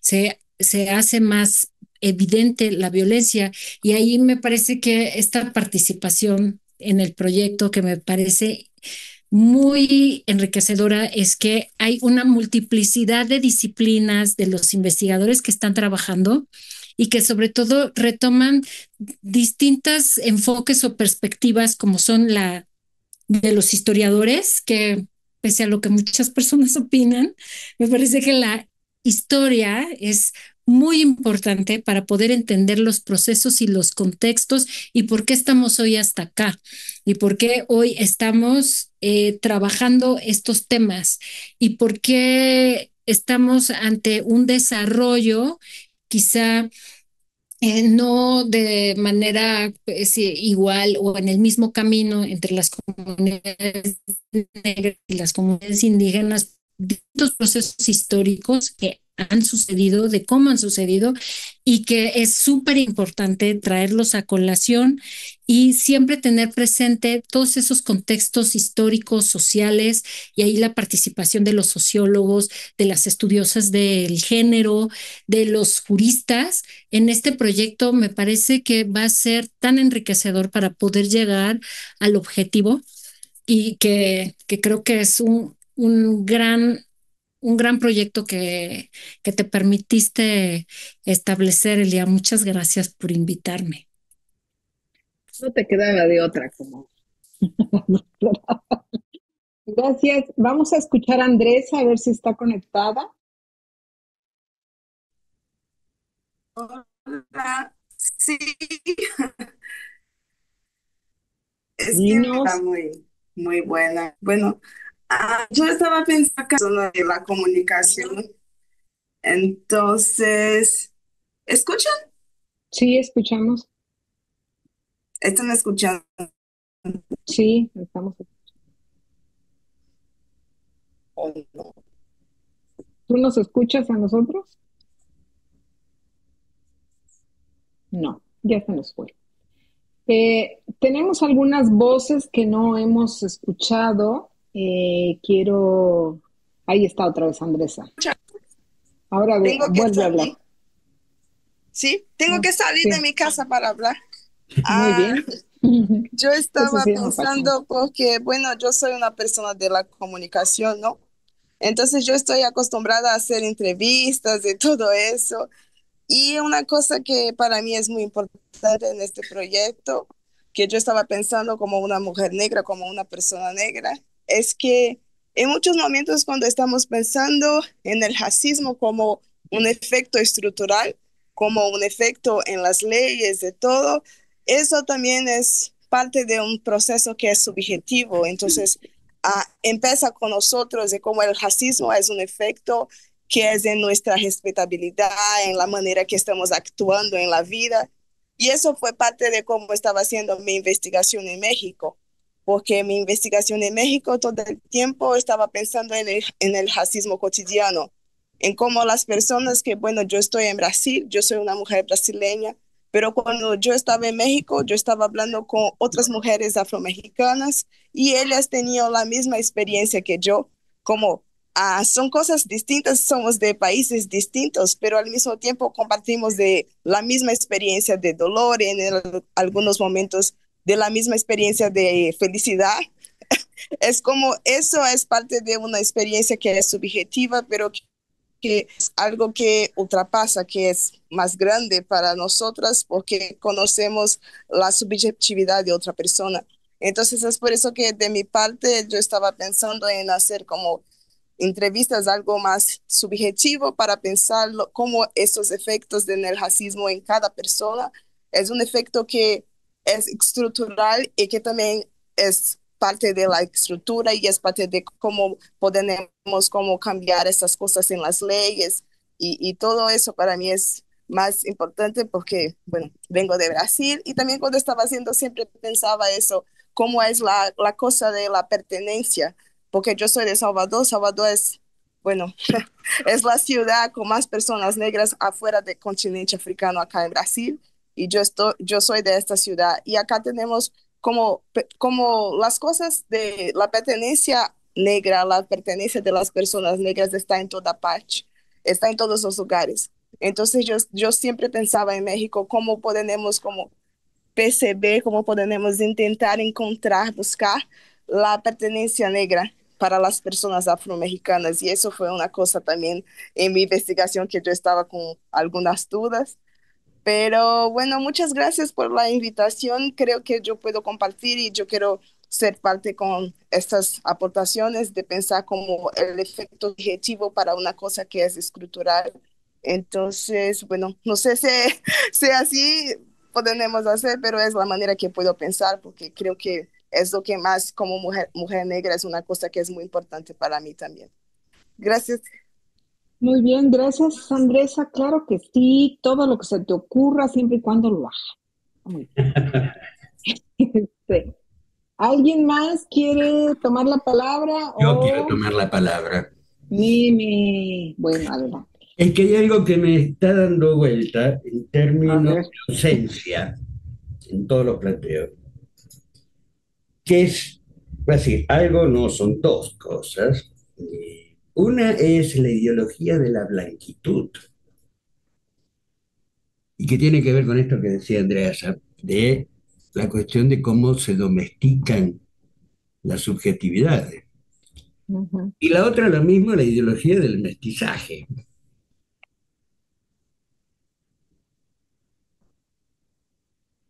que son dos puntos que no pueden ser pasados por alto Ujú. para poder interpretar.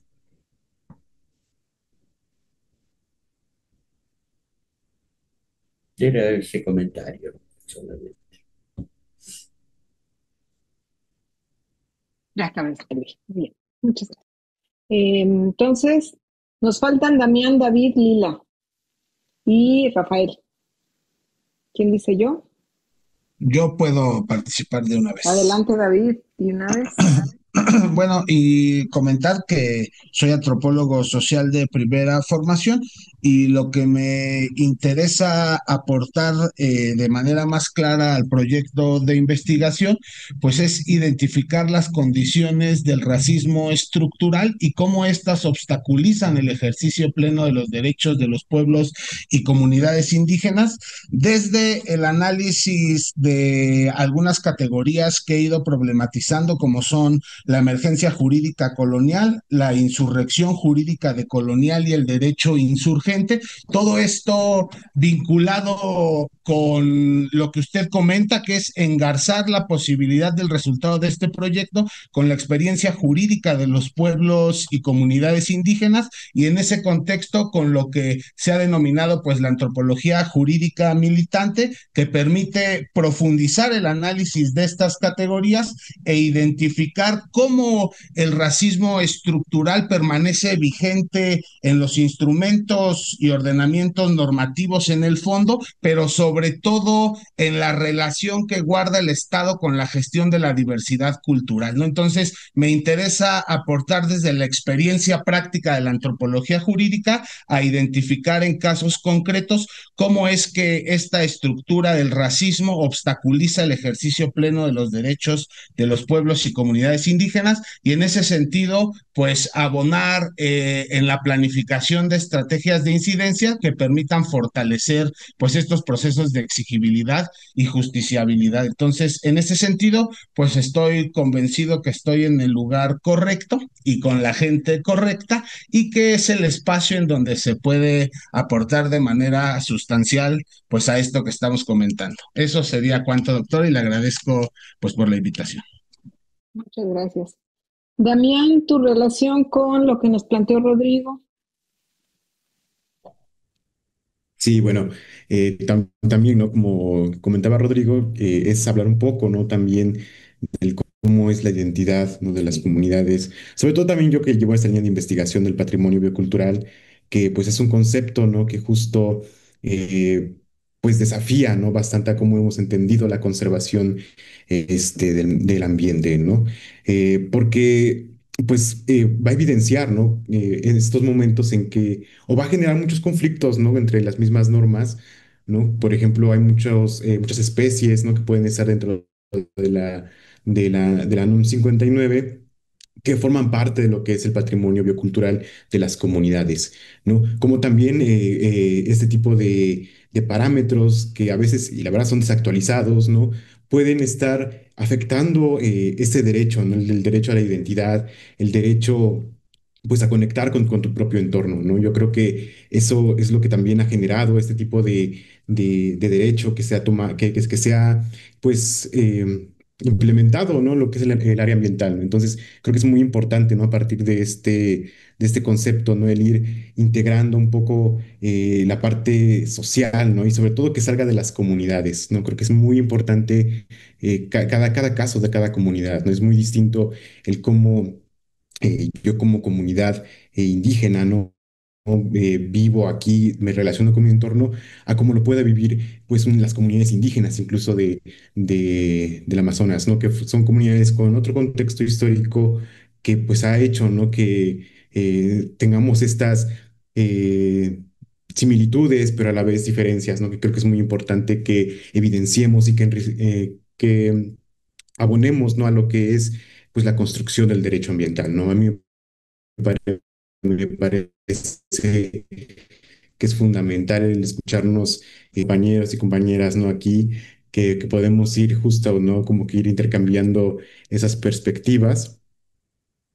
Y pues eso, ¿no? Ese es el tema que estoy desarrollando.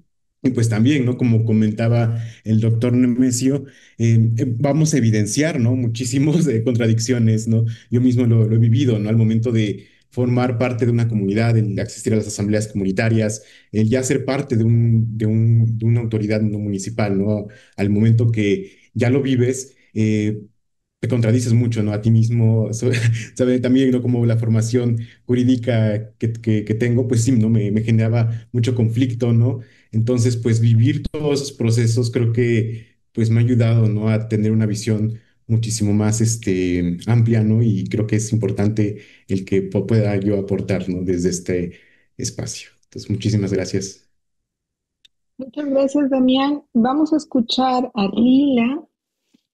Nos faltó la presencia de Rogelio Laguna, que trabaja el tema de la diversidad en la diversidad, en donde a lo mejor Lila hace la sinergia entre Rogelio, Laura, Denia, el tema de género con el tema de la comunidad LGBTIQI+.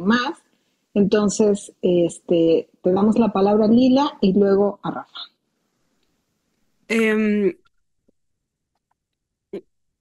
Yo apenas estoy comenzando mis estudios universitarios, así que la verdad sí me da un poco de miedo estar aquí frente a grandes eminencias que me llevan muchísima experiencia, incluso mis compañeros que todavía están estudiando ya son tesistas, entonces me siento algo intimidado. Pero es un tema con el que yo nací. Mis padres eran defensores de derechos humanos antes de que yo naciera, entonces es parte de mi formación de vida estar en esto, aunque yo nunca me metí de lleno. Estuve ahí escuchándolo toda mi vida, entonces ahorita estoy poniéndoles los puntos sobre las IES, estoy encontrando cómo va formándose toda la normativa de todo lo que yo fui aprendiendo, digamos, empíricamente y agregándole justamente las partes de mi propia identidad, como es toda la inclusión de la diversidad sexual, donde desaparecen las personas solo por el hecho de autodeterminarse con un género diferente. En ese momento se agrega otro peldaño de discriminación donde, aunque fueses un hombre de cierto estatus negro, en el momento en el que dices realmente nunca fui un hombre, realmente siempre he sido una mujer, te bajan hasta el escalón más profundo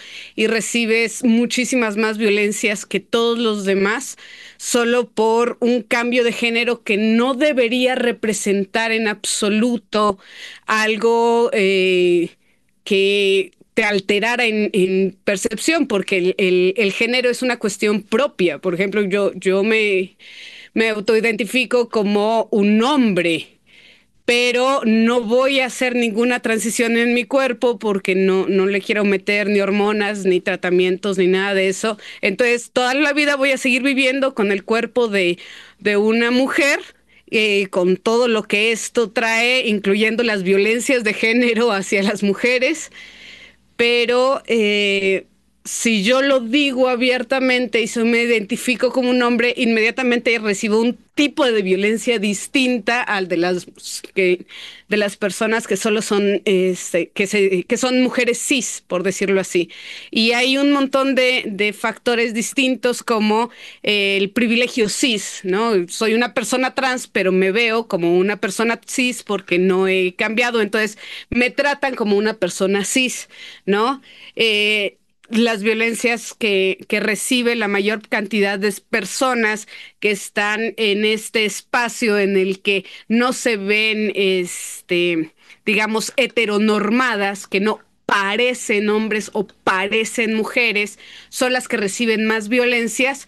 Y luego tenemos el cispassing, que es cuando una persona hizo una transición física, tan completa, por decirlo así, entre comillas, que parece una persona cis y solo por eso en ese momento las personas ya lo tratan a esa persona como si hubiese nacido cis, a menos de que lleguen a enterarse que no nació con ese género y otra vez lo vuelven a tratar como una persona trans, ¿no? Y además, sabiendo que todo esto no es más que toda esta homofobia y esta, sobre todo, transfobia, no es más que parte de una norma muy blanqueada, porque ya sabemos y tenemos reconocido que desde la identidad indígena estos géneros y estos roles bien marcados para cada género no siempre fueron como tal. Y hay culturas que incluso tenemos muy cerquita, donde el tercer género no solo es una norma como tal, sino además un motivo de orgullo, como en Juchitán.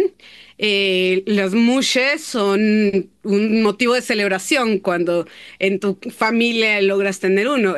Tengo una amiga en Salina Cruz, Oaxaca, muy cercana a Juchitán, cuyo mejor amigo se llegaba a quejar de que sus papás querían más a su hermana en Mushe y le hacían una fiesta de 15 años y a él lo trataban mal por haberse casado con una mujer. Entonces, Aterrizando. va a ser interesante ir incluyendo todo esto y además con mis estudios a nivel de relaciones internacionales, pues principalmente del proyecto voy a estar buscando acopiar toda la información teórica y normativa sobre documentos internacionales y nacionales para ayudarnos a ir acuerpando todo esto desde la mirada internacional, nacional, regional, etcétera. Muchísimas gracias. Vamos con Rafa. Sí, sí me escuchan, ¿verdad? Sí, te escuchamos. Una disculpa, tuve que apagar mi cámara para mantener la estabilidad. Sí, precisamente ahondando en la participación, yo como premisa, pues precisamente se conceptualiza a lo indígena al indígena como un ser incapaz de actuar por sí mismo, ya que pues al reducirse a un mero objeto de políticas públicas integracionistas y paternalistas, más nunca como un sujeto activo en la creación y participación de estas, pues también se añade a estas terminologías de nación e identidad nacional como si fueran, sí, apropiándose de la sociedad dominante y unidas de manera inseparable con el Estado, y pues de este Estado y sus símbolos republicanos de tradición occidentalizada.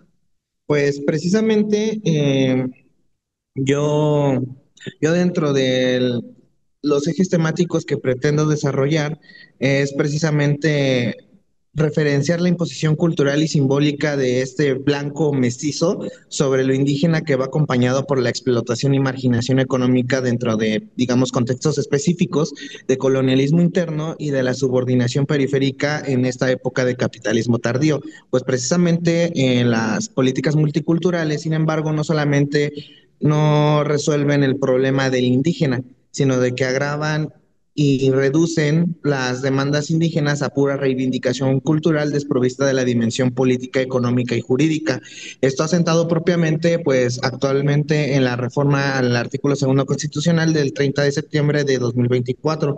Precisamente al yo haber referenciado en un primer inicio este concepto de pluralismo jurídico emancipador, pues también conviene referir de que dicha reforma del artículo segundo constitucional, en su apartado C, cuarto párrafo, si bien expone que los pueblos y comunidades afromexicanas tienen el carácter de sujetos de derecho público con personalidad jurídica, patrimonio propio, pues la pregunta de investigación giraría en torno a que si se sigue actualizando esta premisa del pluralismo jurídico después de este cambio de posicionamiento de estos pueblos indígenas y afromexicanos dentro de la estructura estatal mexicana, como propuesta alterna del sistema normativo monista respecto de su producción normativa, así como la ejecución de esta a través de sus sistemas normativos. Eh, por ejemplo, había la participación de un compañero, dos antes de mí, el compañero David Eduardo Silva Carmona. Precisamente se me hace muy interesante ya que encuentro horizontes compartidos en cuanto a los objetivos de su investigación, así como los de la mía. Y pues no sé si, bueno, y propiamente también conviene citar ya para finalizar, pues yo aventurarme a pronunciarme sobre un pluralismo jurídico conservador, de que además de que sumado a esta reforma constitucional que se vende como un acto político revolucionario, por el que solo se cede o reforma una parte de las estructuras, pero que sin embargo conserva el todo sin que nada cambie realmente dentro de la praxis, al igual que la reforma de 2001, pues esto representa una asociación de esta como una reproducción del proceso hegemónico de globalización como un pluralismo transnacional a fines del neoliberalismo y el neocolonialismo de los países del capitalismo central.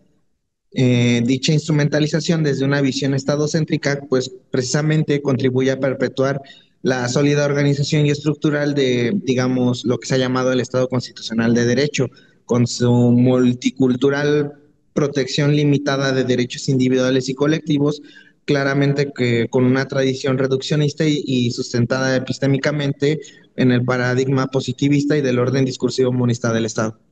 Sería todo. Muchas gracias, Rafa. Yo creo que aquí ya más o menos ustedes se han ido dando cuenta cómo se van integrando los equipos. Fue una pena que no estuviera Rodrigo Laguna porque hubiéramos hecho la pinza completa. Vamos a ver si todavía le da tiempo de llegar. Y mientras nos gustaría muchísimo escuchar a Camila Araujo, que es nuestra oyente el día de hoy y que esperemos que si a partir de su interés encuentra mecanismos, se integre al proyecto.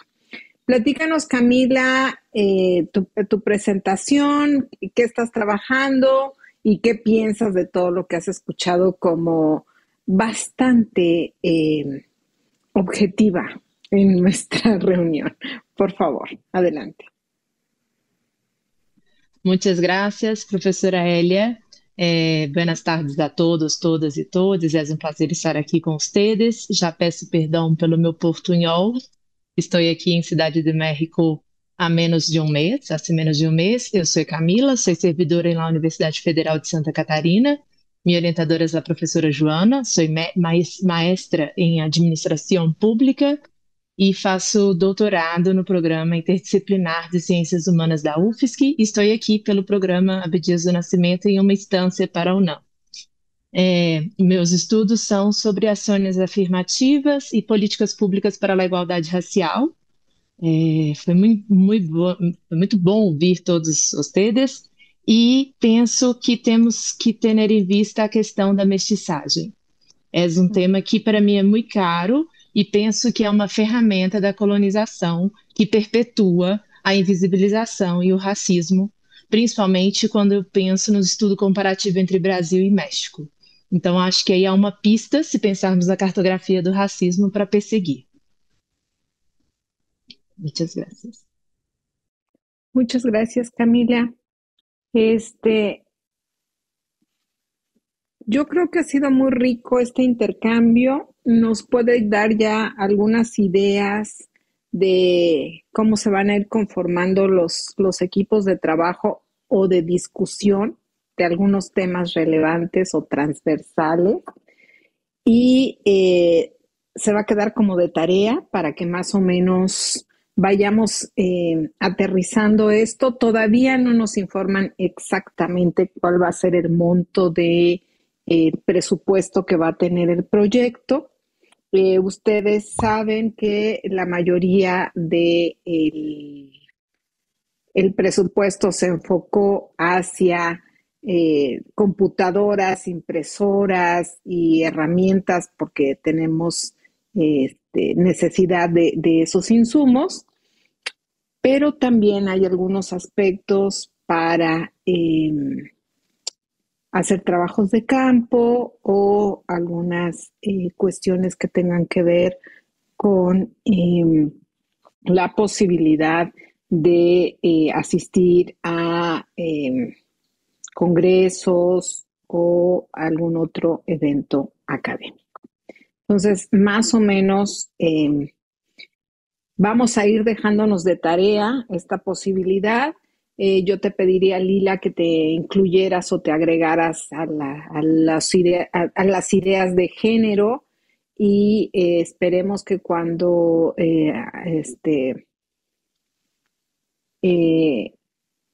tengamos como completo más o menos el equipo, veamos qué posibilidades hay de cómo irnos articulando, porque creo que el proyecto nada más es una gran matriz y están surgiendo algunas otras cuestiones que van a hacer sinergia para que vayamos aterrizando algunas cosas con mayor profundidad que otras. Le damos la palabra a Laura, por favor, adelante. Gracias, Celia. Oye, bueno, nada más era como para preguntarte si podríamos entonces hacer un grupo, ¿no? de WhatsApp, un chat de WhatsApp, porque, no sé, creo así siempre me gusta mucho como compartir también, ¿no? Otras actividades que puedan ir sumando a lo que vamos a ir haciendo, incluso crear después un drive también donde podamos subir también otro tipo de lecturas. De manera particular, también hace un poco tiempo, ¿no? Compartí en otro grupo varios textos sobre precisamente interculturalidad, ¿no? Que pueden sumar también bastante.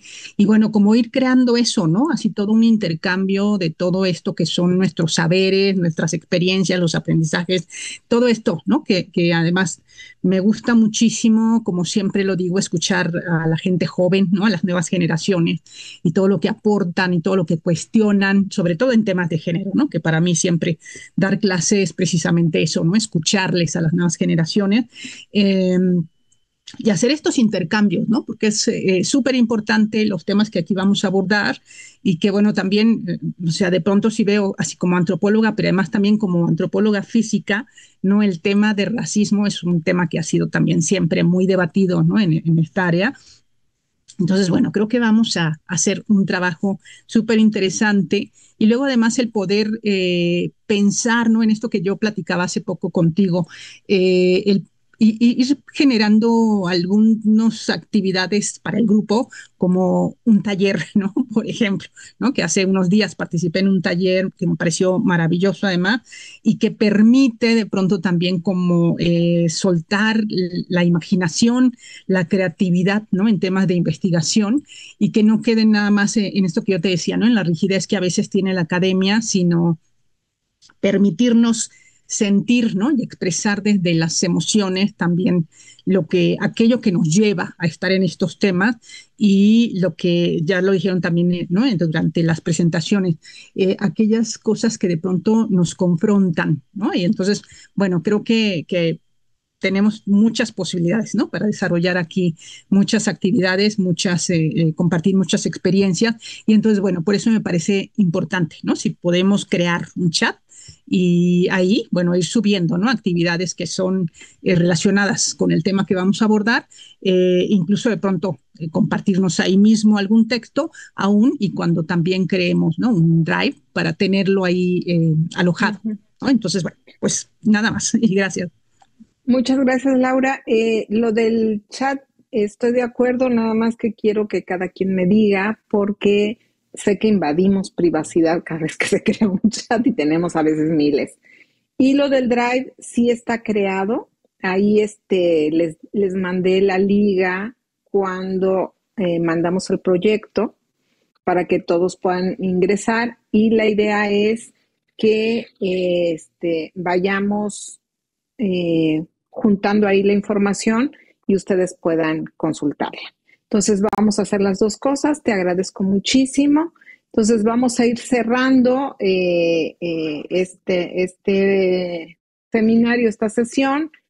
Creo que ha sido sumamente importante. Quiero preguntarle a la doctora Carolina si quiere hacer alguna intervención en este momento para ir terminando con nuestra sesión. Y agradecerles a todas, a todos, a todes que hayan estado el día de hoy aquí. No sé, Juan Mario, si podemos tomar una foto del recuerdo de los que quedamos, porque ya varias personas ya se han ido retirando, pero es súper importante que vayamos consolidando nuestro trabajo. Les agradezco muchísimo esta posibilidad y nos vemos en la próxima.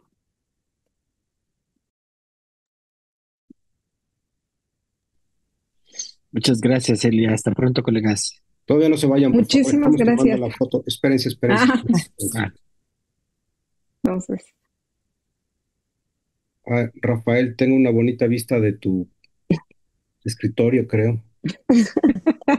Listo. Ya está. Una más, denme un segundo.